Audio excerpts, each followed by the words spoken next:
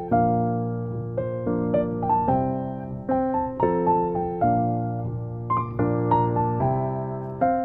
guys, good afternoon. It's February 6. Hindi na ako nakapag-vlog ng mga last few days kasi wala naman akong ginagawa din. Nasa bahay lang. And as you can see, ayan. Alam niyo ba guys, bed rest again. Lagi na lang tayo naka-bed rest. Anyway, I am in my 32nd week of pregnancy. So, kailangan ko daw ulit mag-bed rest kasi, yun nga, risk pa rin tayo mag-premature labor. Anyway, hindi pa ako nakakapag-prepare ng hospital bag ko, pero iniisip ko na siyang gawin this week. And ang dami pa namin kulang na gamit. Wala pa kaming, yung stroller, tapos yung para sa kotse, and yung crib. Wala pa kaming crib. Kaya, alam yung ginagawa ko, guys. Nagtitingin-tingin ako sa Facebook Market. Para hindi na tayo masyadong gumastos. Kasi, syempre, hindi naman natin yun gagamitin for a long time. So, nagtitingin ako ng mga use but, not abuse na mga needs. And on the way, na pala, may nakita na pala ako. Pakita ko sa inyo. Ayan, ito yung nakita kong stroller. Na siya, 3-in-1 na siya. Ayan, pwede na din siya sa kotse. May ganito na siya. Ito, ano ba yun? Ayan, sa kotse. Ayan. Valid, ang price nito is 75 euro. Pero, yung brand new nitong, maganda kasi itong, itong brand na to. Ang price niya ng brand new is 350 euro. So, 75 euro ko na lang siyang nakuha. Mamaya kukunin ni Edri. So, yan. Naswertehan natin siya. And ito naman yung next to me na crib. Kiko. Ayan. Yan siya.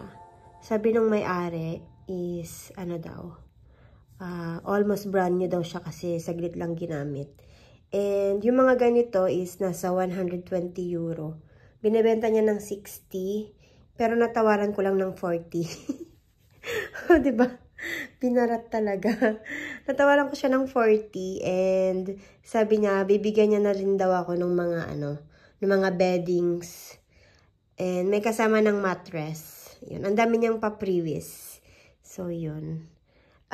Kukunin to ni Edri tomorrow naman kasi hindi pwede yung may-ari today. Dai piangi.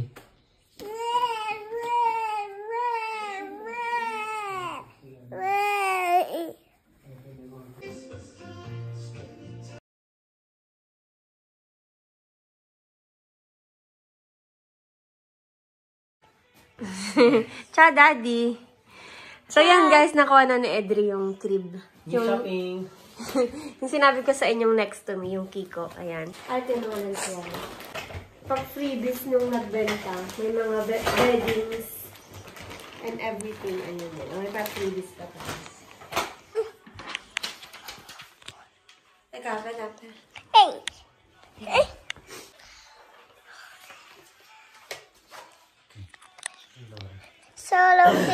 Solo Philly. Ano naman? Ako naman. No, io sempre voglio. Magsalita ka habang nag-video ka. Ay, di qualcosa. Anong solo video? Questo è sbagliato già. Adesso è tutto sbagliato.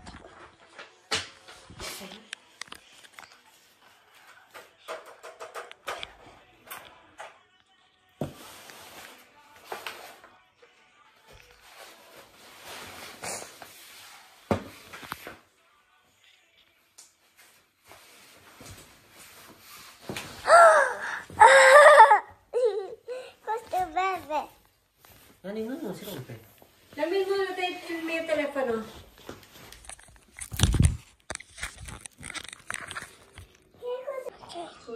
Let's go to see what is doing Mommy and Daddy, okay?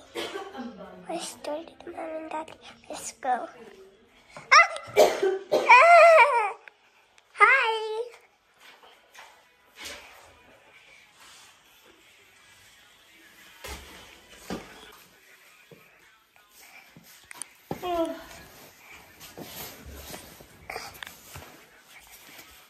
Kita mo si Bebe. Wala yung chan ni Mami. Alsas. What's Alsa? Sino si Bedel Panty? Quello. Si Bedel Panty. Yani, ba? Iiyak ako sa'yo eh. Pinapakita yung dede ko, gago. Yani, ba?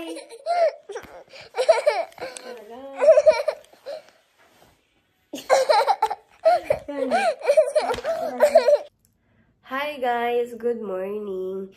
So we are officially 32 weeks and I think 5 days. Hi baby. So yan na siya. Ano bang tawag dito? Tingnan natin kung ilan na yung ano natin. Timbang natin. Anyway, tomorrow is meron ako ulit na visit sa aking OB. I hope okay na si baby. Teka, tingnan natin kung ilang kilo na tayo.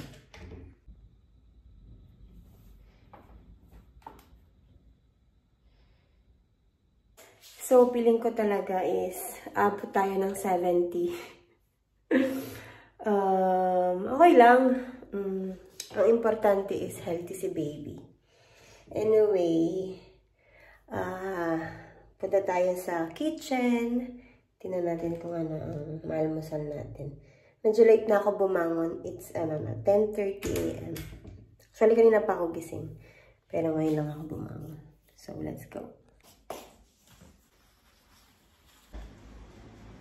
Guys, so dahil may tinira na naman si Yana. Siyempre, nakakapanghinayang naman itapon. So, ito man ang aking breakfast. Nagdagan ko na lang later. Diba?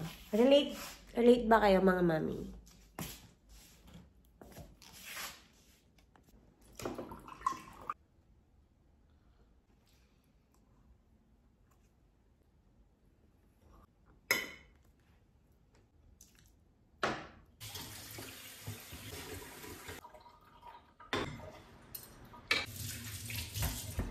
So, ang tagal ko na palang hindi nakapag-update sa inyo guys about my pregnancy.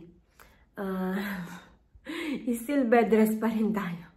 Hindi ko na siya ina-update ng mga nakaraang video, nakaraang nag-film ako kasi pareho lang yung situation eh. Anyway, yun nga, naka-bed rest na naman ako.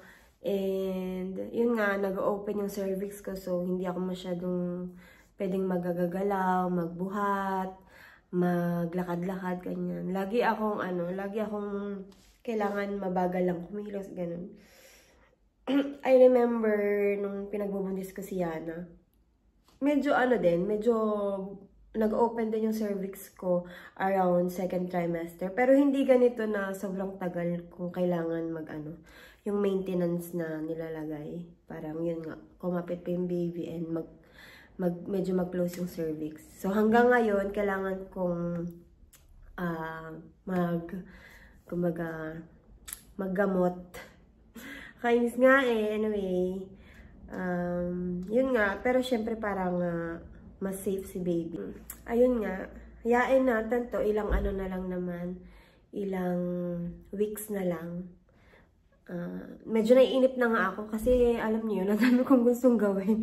Ang dami kong gustong ligpitin. Kaso nga lang, pag natayo kasi ako tapos yun nga nagagalaw, nararamdaman ko talaga natigas yung tiyan ko. Tapos yung alam niyo yun, yung parang, nararamdaman ko talaga na bumababa siya. So, hindi pa pala lumalabas yung stretch marks natin. Sa pagkakaalala ko is lumabas yung mga stretch mark ko dito sa gilid ko is nung mga 36 to 37 weeks. So, yun. So, baka kaya hindi pa nalabas ngayon kasi medyo maaga-aga pa. Excited lumabas. Joke lang. Update ko kayo once na may makita na ako mga stretch marks and everything. Later pala, magluluto lang ako ng pak choy tapos yung parang beef steak. Ay na lang kakainin ko mamaya. Para mabilis ang luto lang.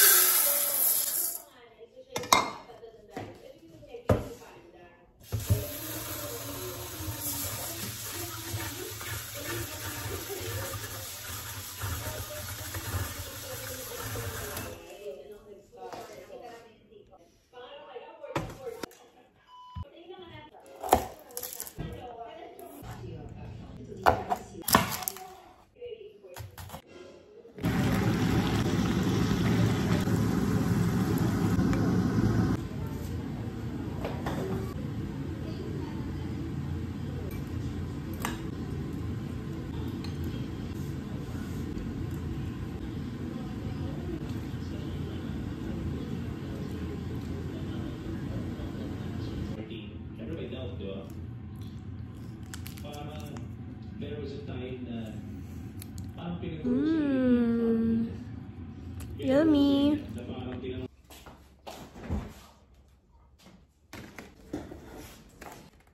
Guys, kain tayo. Cheesy mamon. I like it kasi hindi siya masyado matamis. Yeah. We're really content. Gusto ko lang linawin na sorry, hindi kita type. Sige ka dun sa abundance score. So sabi ko isang Guys, nag-crave ako ng pasit canton. Sorry. Hindi ko pa ubos yung cake ko. Pero parang gusto ko siyang kasabayan ng ng something salty. So, pasit canton tayo. Okay.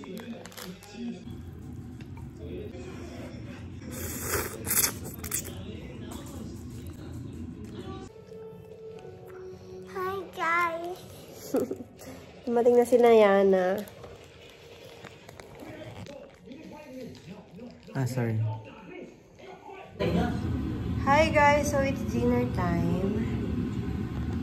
He made me a special hamburger. Thank you, Daddy. Yummers. Bon appetit.